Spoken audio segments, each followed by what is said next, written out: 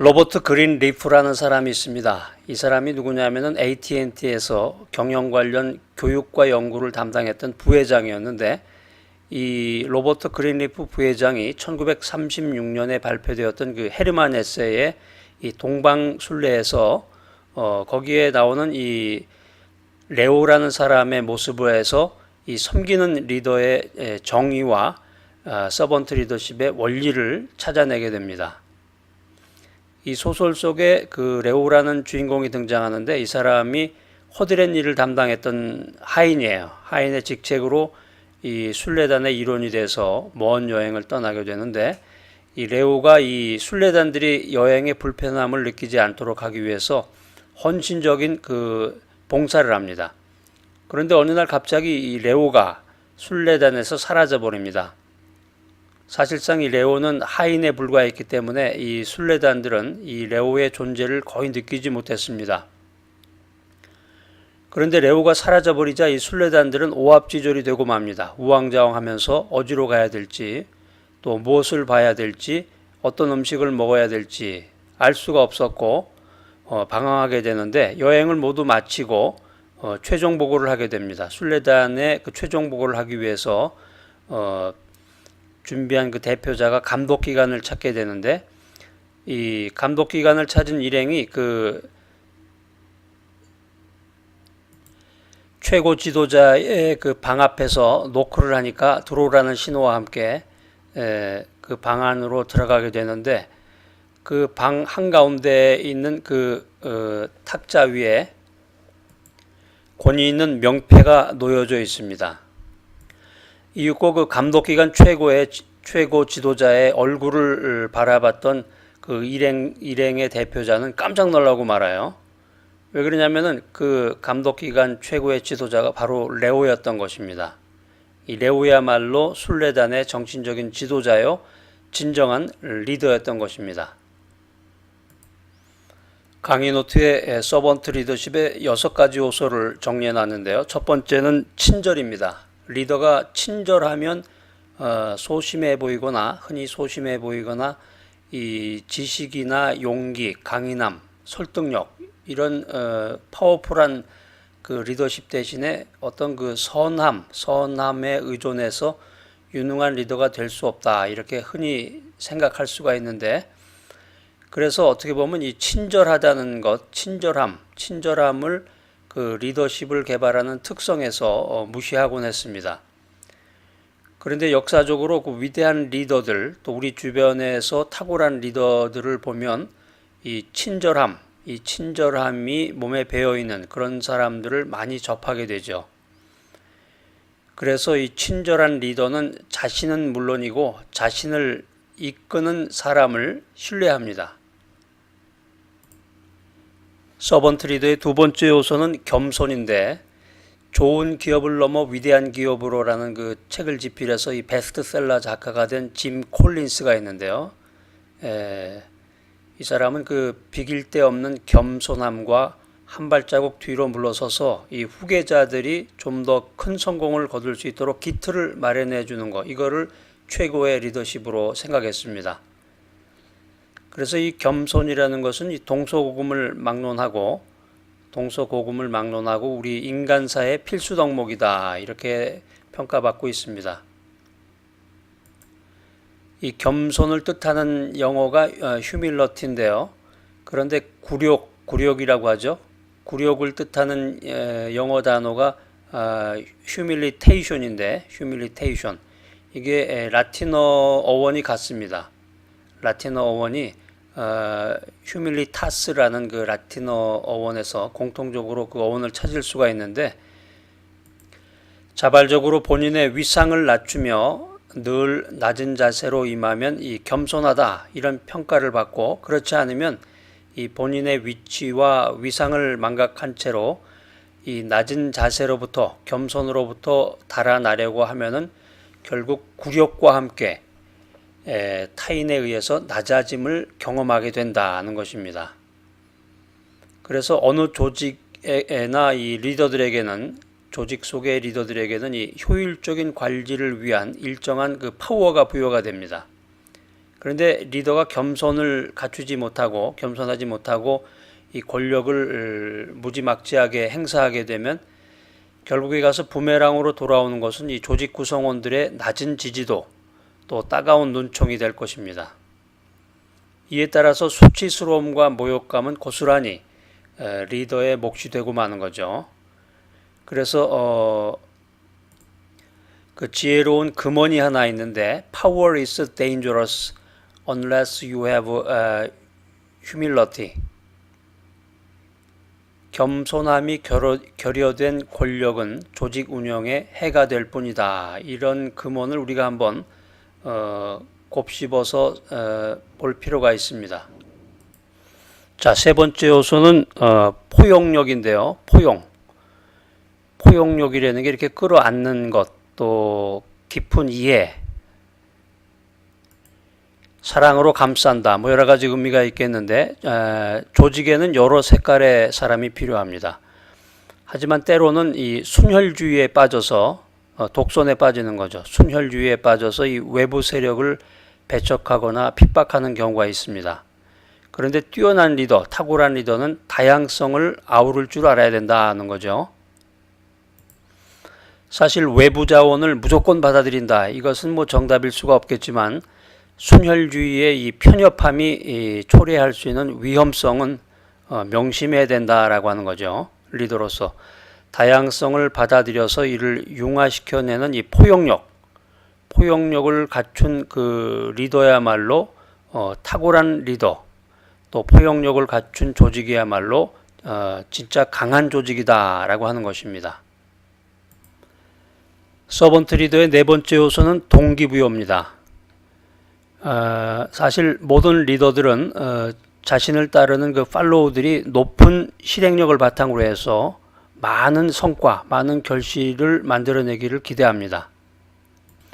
자, 그런데 문제가 과연 어떻게 사람들의 실행력을 만들어낼 것인가 하는 거예요.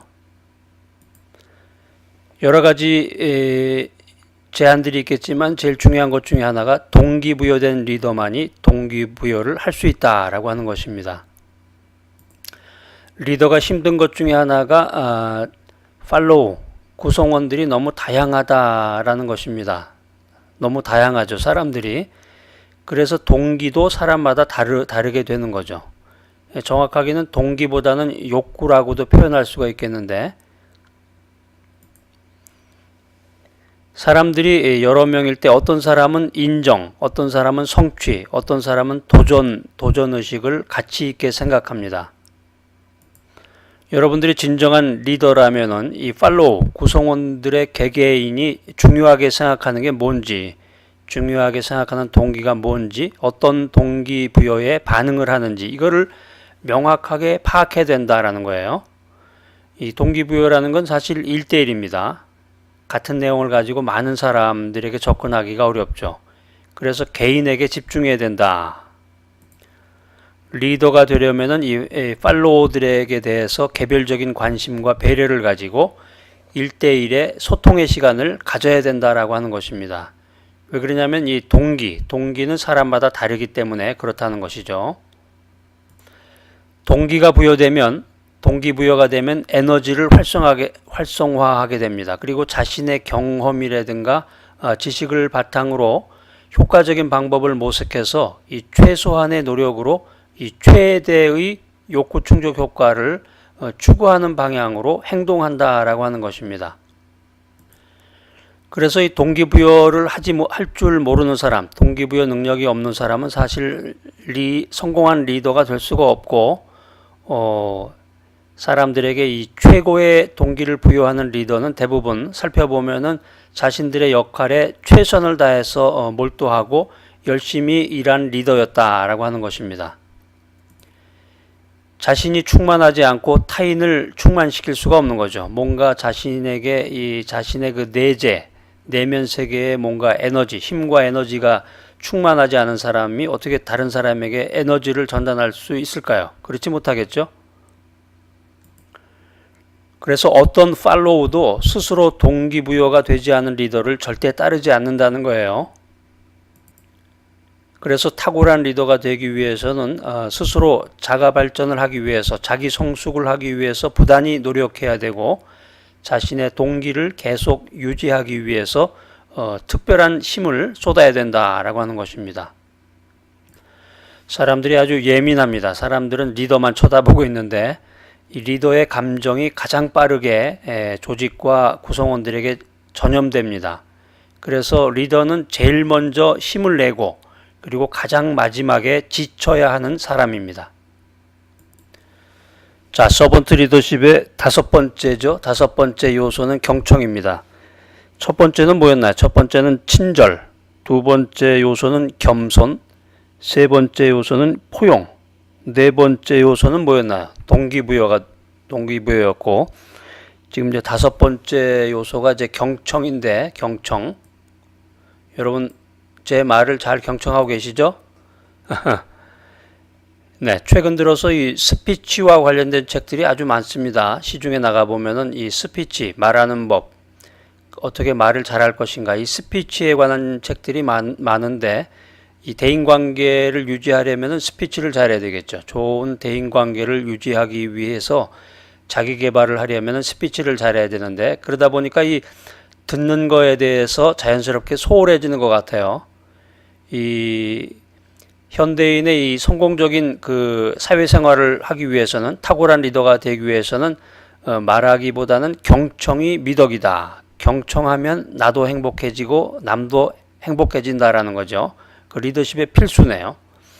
이 미래학자 이 톰 피터스가 있습니다. 이 사람이 뭐라고 그랬냐면은 20세기는 말하는 사람의 시대였다면은 21세기는 경청하는 리더의 시대가 될 것이다. 이런 예언을 했습니다.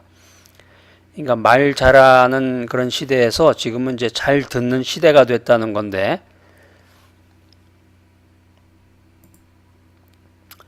사실 경청이 어려워요. 그 사람들이 이제 경청이 좋다, 경청의 효력에 대해서 뭐 여러 가지 이야기를 하는데 사실 듣는다는 것이 쉽지 않습니다. 그래서 속담에 보면은 입으로는 친구를 잃고 귀로는 친구를 얻는다, 이런 속담이 있습니다. 이 경청이라는 게 뭡니까 도대체? 경청이라는 것이, 이 진정한 경청이라는 것은 이 고집이나 아집이 없어서 상대방이 스스로 마음을 열고 말할 수 있도록 유도하는 것입니다.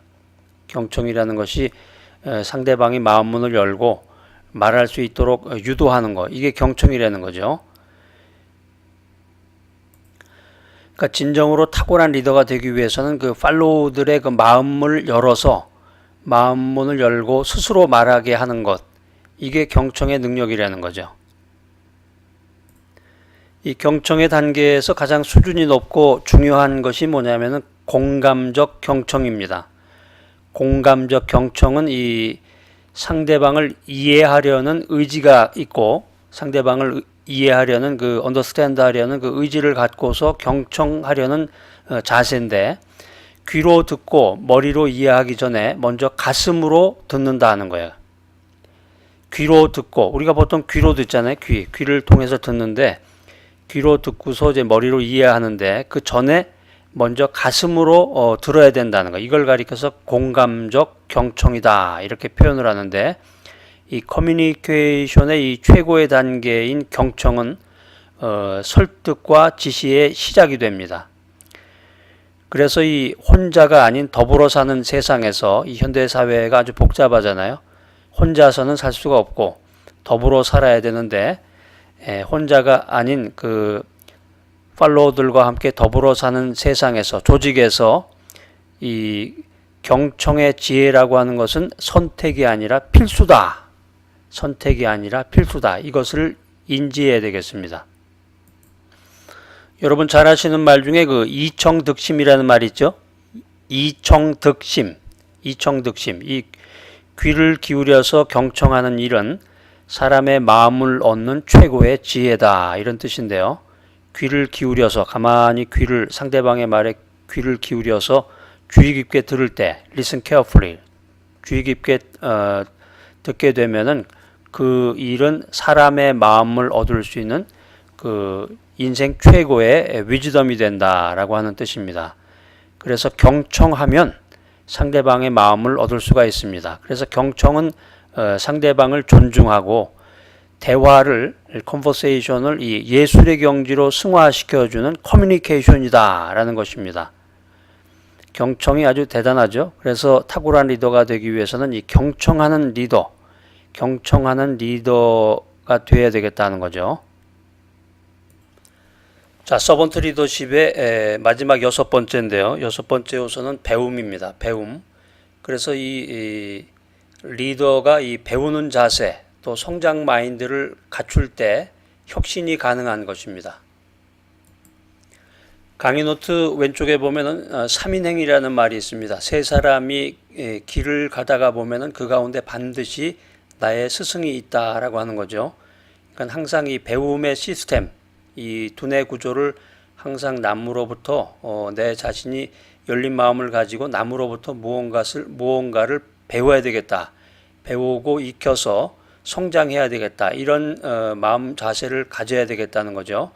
3인행이라는 말인데요. 고정된 마음가짐이 있습니다.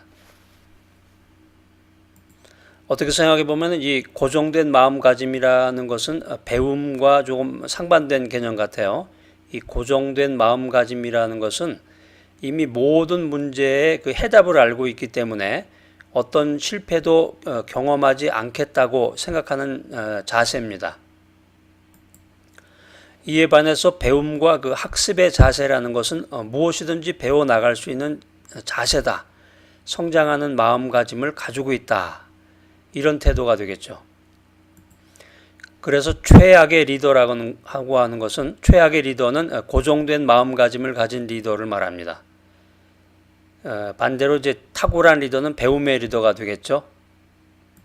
세상이 끊임없이 변하고 있는데 우리가 경험해 보지 못했던 그런 새로운 문제들이 계속해서 나타나는데 그냥 고정된 마음가짐으로만 가지고 고정된 마음만 가지고 이 급변하는 세상을 임한다고 하면 어떻게 되겠어요?